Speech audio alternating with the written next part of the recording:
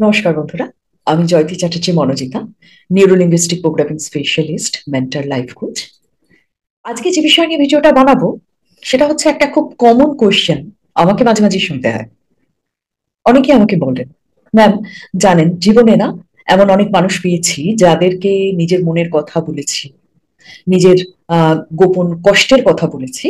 তারা সেই ব্যাপারগুলো শুনেছে, শুনে আমাকে এক্সপ্লয়েট করেছে, বা আমার লুকিয়ে রাখা কথা, লুকিয়ে রাখা জীবনের ঘটনা তারা শুনে আমার বিরুদ্ধে গসিপ করেছে, পাঁচজনকে নিন্দে করে বেরিয়েছে। খুব খারাপ লাগে ম্যাম এটা ভাবতে। তাহলে কি মানুষকে বিশ্বাস করা নাই? বিশ্বাস কি করবো না কাউকে? এরকম ধরনের না বেশ কিছু প্রশ্ন আমাকে শুনতে হয়। কিভাবে চিনবো, কিভাবে বুঝবো? রাইট। ব্যাপার হচ্ছে যে আমাদের মধ্যে এখন চারপাশে একটা জিনিস আমরা লক্ষ্য করি যে মানুষ বলতে যত ভালোবাসে, শুনতে ঠিক ততটাই খারাপ বাসে। ভালো শ্রোতা এখন পাওয়াই খুব মুশকিল। তো বাই চান্স কারোর সাথে এমন একটা রিলেশন হলো যে শুনছে, এটা আমি বুঝতে পারছি, আমার ভেতরে কথা বলার, নিজের কথা বলার একটা টেন্ডেন্সি তৈরি হলো। মানে অ্যাজ ইফ আমি তার সামনে আমার পেট কেটে আমার সমস্ত পাকস্থলী, হ্যাঁ, আম, আমার যা কিছু অন্ত্রতন্ত্র বার করে তার সামনে আমি রেখে দিলাম। এবার সে সেগুলোকে দেখলো, দেখে উঠে চলে গেল।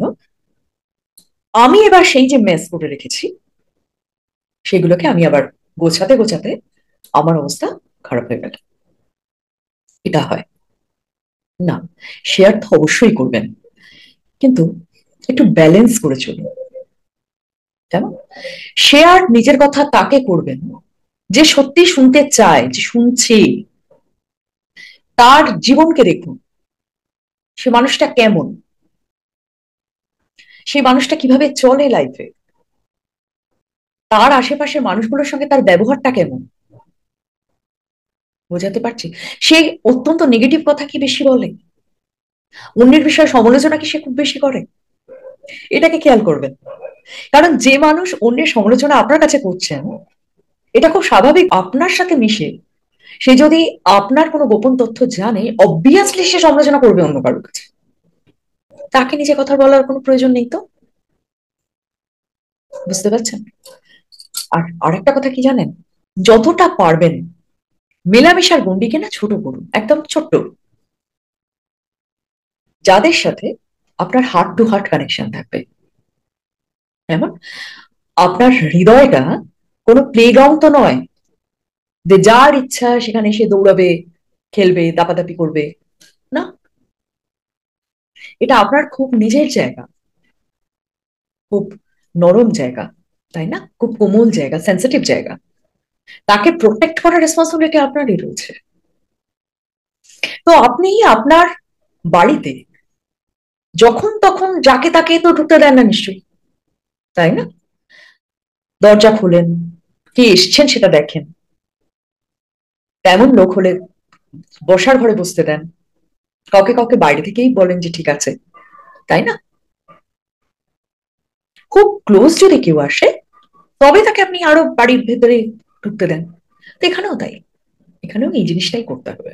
মানুষকে দরজা দেখা, পুরো বাড়ি দেখানোর প্রয়োজন নেই। আর আরেকটা কথা কি জানেন, আপনার যন্ত্রণার কথা, আপনার দুঃখের কথা তাদেরকে বলতে যাবেন না, বা বলার প্রয়োজনই নেই যারা আপনার হাতটা ধরবে না, যারা শুধু আপনার দুঃখটা দেখতে এসেছে, আপনি কতটা যন্ত্রণা পেয়েছেন বা পাচ্ছেন সেটা জানতে এসেছে। আপনাকে হোল্ড করার কোনো ইন্টেনশন যাদের নেই। তো একটু বুঝে নিজের উইজডম ব্যবহার করুন, তারপর নিজেকে প্রকাশ করুন মানুষের কাছে, সবার কাছে নয়। দরজা খোলার পরে বাড়িতে ঢোকার অধিকার আমরা কিন্তু সবাইকে দিই না, তাই না? যদি ভিডিওটা ভালো লাগে লাইক করবেন। আপনারা কি কি বিষয় নিয়ে ভিডিও চাইছেন আমাকে জানাবেন। অবশ্যই ফলো করে, সাবস্ক্রাইব করে আমার সঙ্গে থাকুন। দেখা হবে আবার একটা অন্য ভিডিও। টাটা।